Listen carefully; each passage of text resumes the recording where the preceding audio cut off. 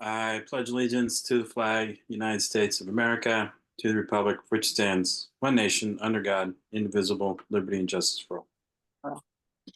Thank you. Um, and we have the one action item, Dr. Negron, who's going to lead that discussion. So good afternoon, everybody. To lead this discussion today, I have invited Michelle Bonanno, who has been working really, really hard on this grant, to be able to present it for us today.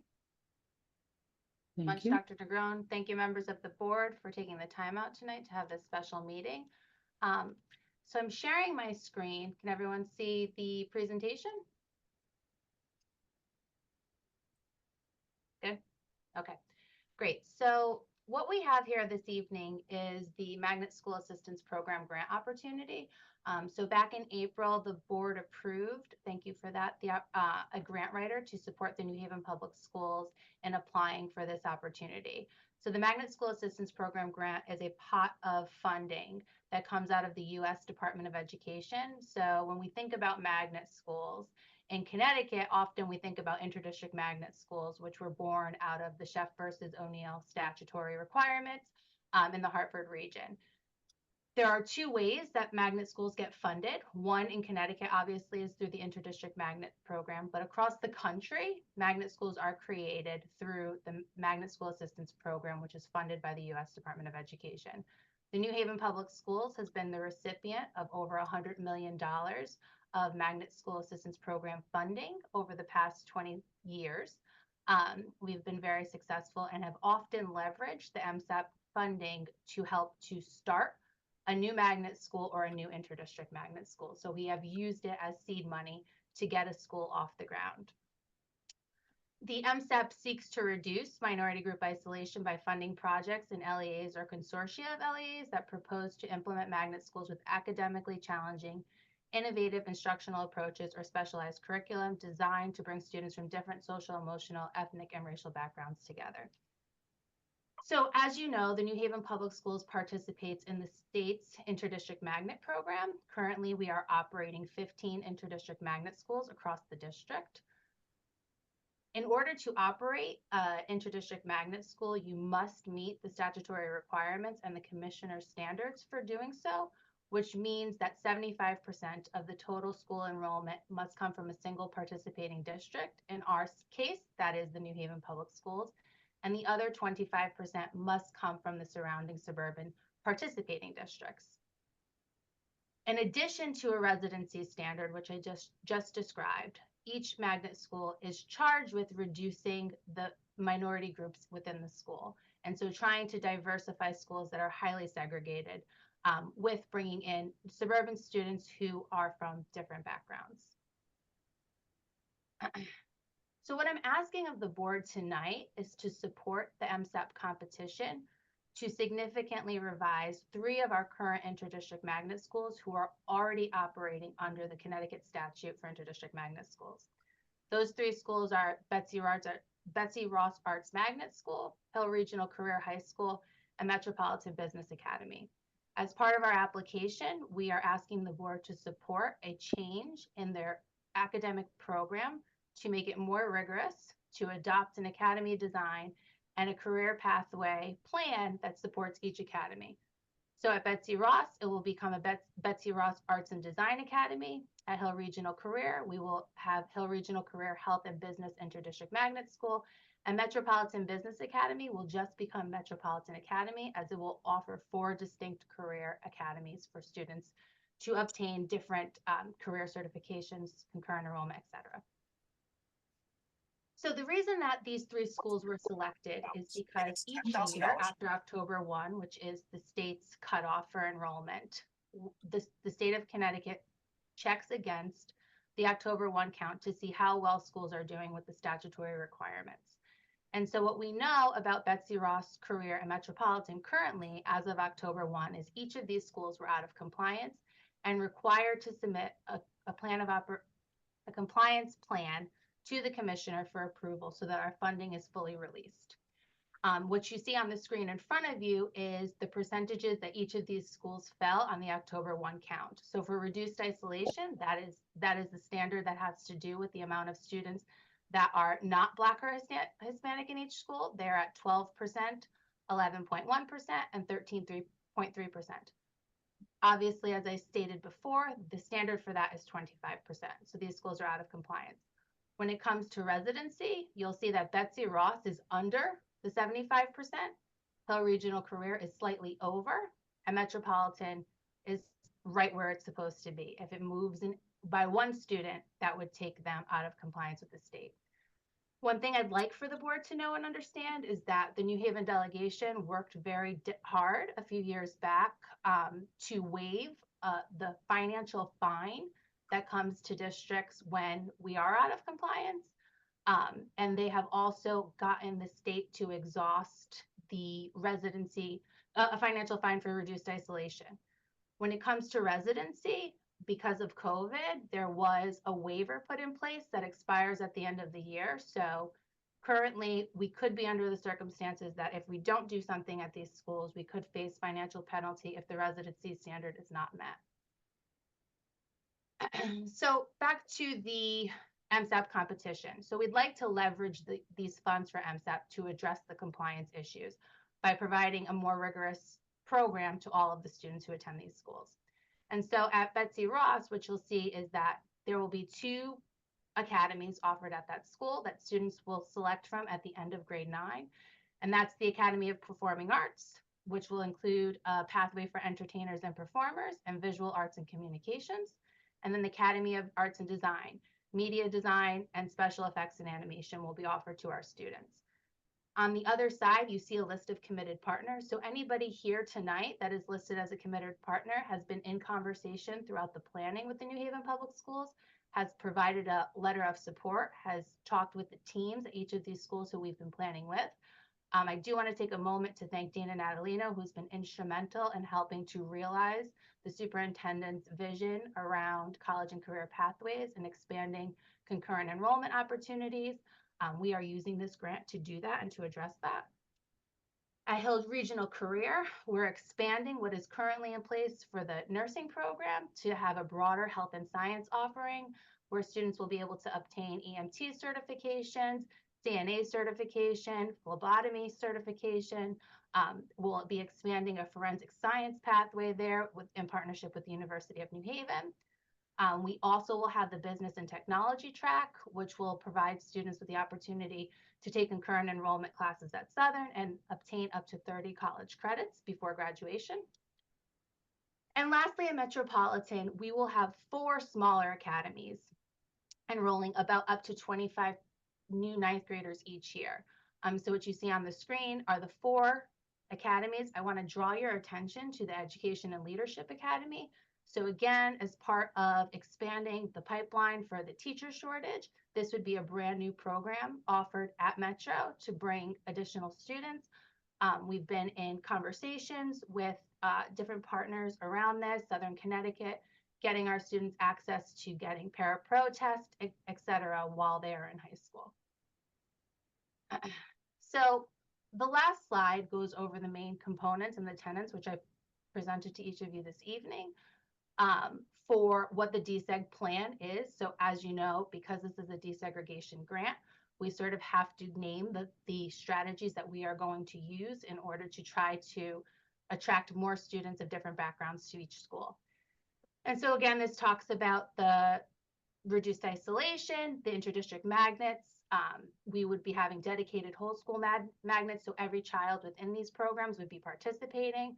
We'd be having focused recruitment efforts, which we currently do, but we'd be able to strengthen those with additional funding. The significant revision to each of these magnet schools to make them more rigorous. And I just am scanning to make sure I said it all. And that's the crux of the application. This slide is the proposed budget. So it shows you by category what we are asking for funding each year of the grant. The cap at the end of 5 years is $15 million. And so some items that are covered here under personnel, we'd have dedicated magnet resource teachers in each of these schools to support this programming. At the district level, we would be hiring an internship and workforce development advisor who would help support the students by the time they got to 12th grade with matching them with internship in collaboration with some of our committed partners. We have some travel there. So each year, if you are MSAP funded, you are required to attend the project directors meeting in Washington, D.C. A team from each school is required to attend. And so that is what that travel line would cover. Equipment would be some technology, new computers, whiteboards, et cetera, to support the student learning in the classroom. Supplies for project-based learning, which would be one of the academic interventions that we would be adopting whole school. Contractual cover, some of the partners that were listed that would be supporting students in some of the workforce development, for example, Yale Center for EMS, which would certify our students to be EMTs at the end, would be paid from the contractual line. And then some other equipment covers some software, digital software licenses, et cetera. Indirect cost, I'm sure you all know, is the cost that is paid back to the district for the implementation of this grant. So at this point, I am through the full presentation and would be happy to take questions.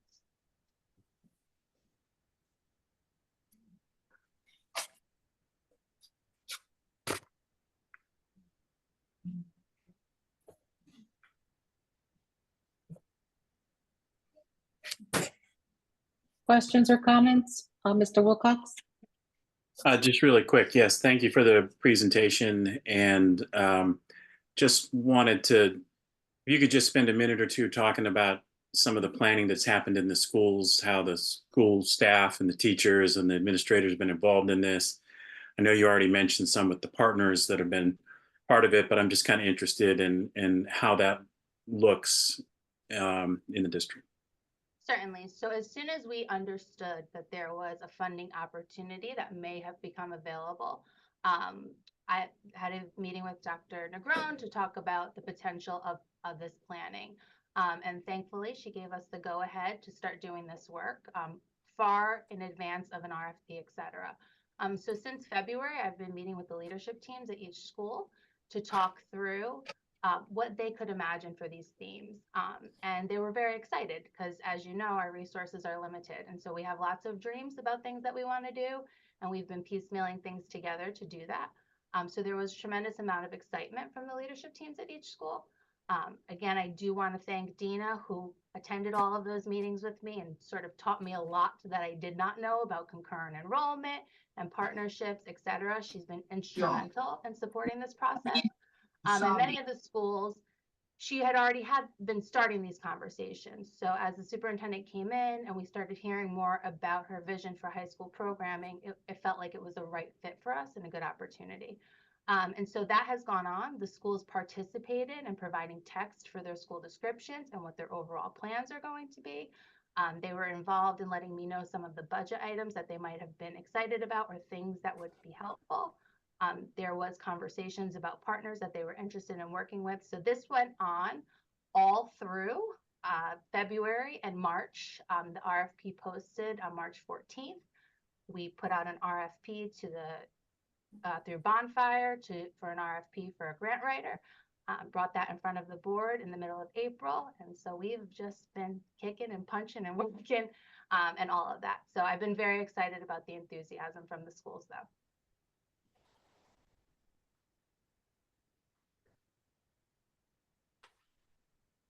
You. Any further questions or comments? Mr. Wilcox? Yeah, just saying if there's no more questions or comments, I'd be happy to make the motion. Thank you, Mr. Wilcox. I don't see any questions or comments. All right, and please correct me, Attorney Alexiadis, if we need more than this, but I move that we approve the resolution that authorizes submission of the Magnet Schools Assistant Program application for these three schools, and that also that we allow the superintendent or her designee to sign and transmit these applications and follow whatever process is needed. Second.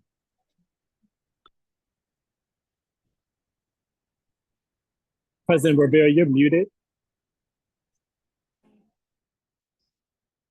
Of course I am. Thank you, Dr. Joyner, Mr. Wilcox. Attorney Alexiadis?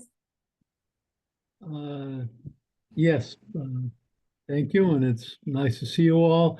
I would just recommend that you go with that you follow the written proposed resolution that's included with the board materials for tonight. I believe that Mr. Wilcox just correctly summarized it, but you should be sure to adopt the specific language so that written resolution may be included with the materials that Ms. Bonanno will be submitting this week. Mr. Wilcox? Okay, so you're saying I should just read the whole thing? Um, I'm happy to do so. I I don't- withdraw, Madam I- President, I withdraw my motion. I think that all you Thank you, need to Mr. do. Wilcox. Dr. Joyner, do you, hold on, Mr. Attorney Alexiadis, do you withdraw the second, Dr. Joyner? If there's some legal issue here, I thought it was a great motion. Thank you, Dr. Joyner. Go ahead, Attorney Alexiadis. I don't think you need to read the whole motion. I just think you need to refer to it. I mean, refer to the resolution in your motion as a motion to adopt the written resolution. I mean, you can do it either way. I will do it and make it extremely clear that I am referring to the written resolution that's included as the meeting materials and cited on our agenda. How's that? A point of order, Madam Chair. Dr. Joyner? If you're gonna do that, wouldn't he have to read the entire written thing? I mean, I actually thought the first motion was right on. And I don't want to prolong the meeting, so, but go ahead, read the motion. All right, Madam President, I move that we approve the written motion, the written resolution that was included as on the agenda and in the meeting materials for this meeting.